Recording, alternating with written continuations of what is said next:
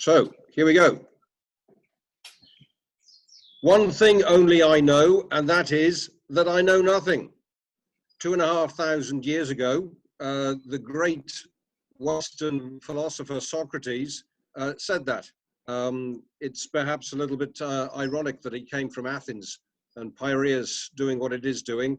I'm wondering what he's thinking about all these unknowns that are going on in the world at the moment. So that's the start, young Socrates. And my own take on this is that the current challenges are very much related to the unknowns. And I've picked out 5 of them that I think perhaps are the most poignant. The COVID-19, of course, we don't know much about it. We're getting a little bit better.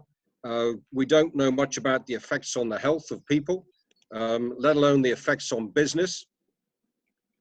And then, of course, we've got our external, internal stakeholders. And really, how are we going to solve this?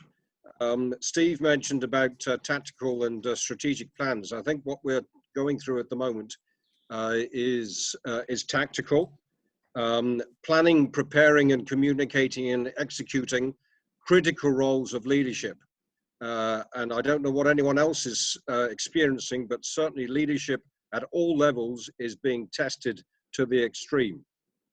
Some are raising to the plate and others are finding it extremely difficult. But at the end of the day, your planning, preparation, communication has to be top class. In terms of health, the focus on health, of course, has got to be paramount. Looking at this from as many different angles as possible, making sure you're tracking and tracing, you're adhering to all the rules and regulations, all very tactical, discipline and leadership required at the highest level. And whilst all this is going on, the effects on business, of course, we've got to run a business. We've got to make some money. The war gaming that's going on at the moment, I suspect, is all over the place. What if this happens? What if that happens? Well, they're good questions, and you've got to plan and prepare for it. External stakeholders, what's the effect on the shipping lines, the BCOs, the beneficial cargo owners? What's the effect on all this? How are they behaving? Even the pilots and the tugboats and the customs, they're all having a bearing on the terminals. Internal stakeholders, of course, you've got to keep your own staff, frontline support staff, subcontractors, contractors, and the leaders in particular. Now, all those unknowns on the left-hand side, you've got to solve them. Stick to the basics because it's complicated, because it's chaotic. Keep the plan simple and keep it agile because things are changing so quickly. If your plan is not agile, you will get stuck and the plan will not be, you will not be able to implement it. In summary, keep your finger on the pulse. Moving on to future opportunities. I don't know how many times we talked about the new normal. I think there have been about 10 different new normals in the last 5 years. So I've stuck the new reality in just for a bit of variety. The need to understand the left-hand column is crucial.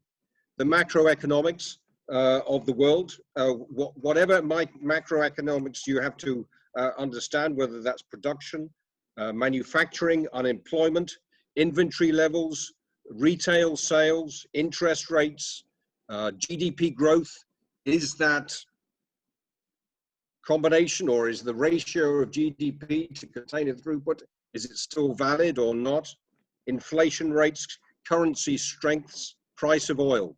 Yay, Joel, price of oil. If that wasn't low at the moment, I think the shipping lines will be having a duck fit. Government interventions.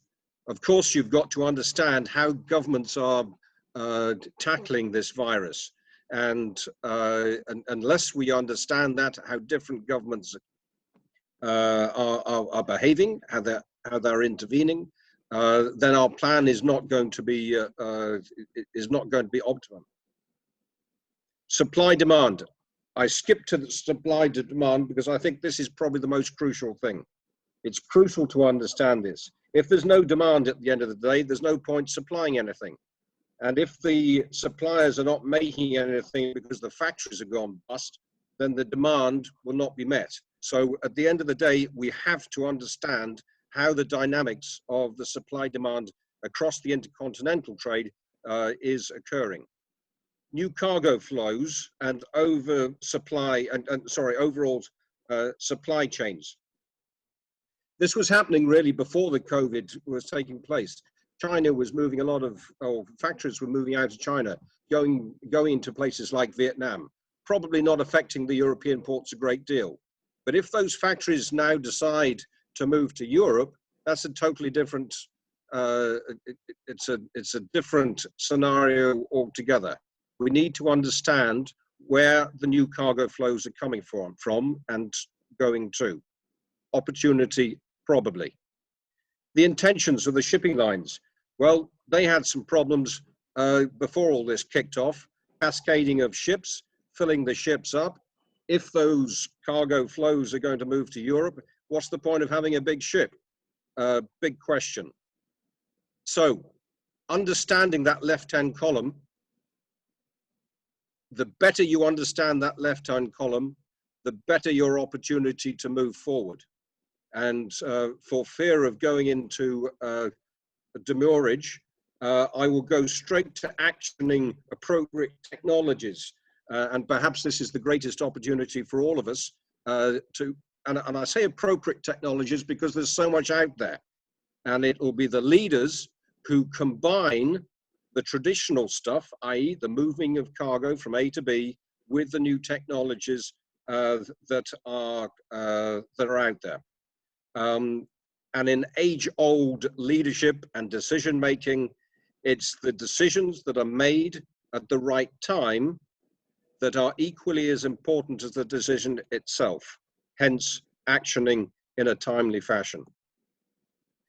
So probably more questions than answers, but again, for fear of running into overtime, there is a snapshot of how we see the challenges and opportunities in European ports.